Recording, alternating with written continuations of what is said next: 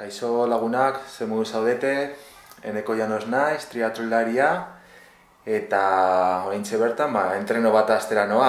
Hemen etxean, rodilloa daukagu, korrikako zintare badaukagu, eta, bi tresna hauekin ari gara gure entrenoa moldatzen. Orain ere kalera ateratzeko aukera daukagu, eta kalean ere ari gara bai korrika eta bai bizikletako saioak egiten, baino egun hauetan, nola etxean egon behar izan dugun, hemen etxe barruan egin ditugu entrenamendu guztiak.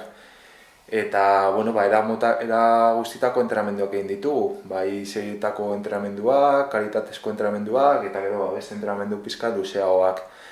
Asuntoa, helburua guretzat izan da ariketa fisikoa mantentzea, sasoia ahalik eta hoberen mantentzea, eta gure entrenamenduekin ahal den heinean oraindik ere gozatzea.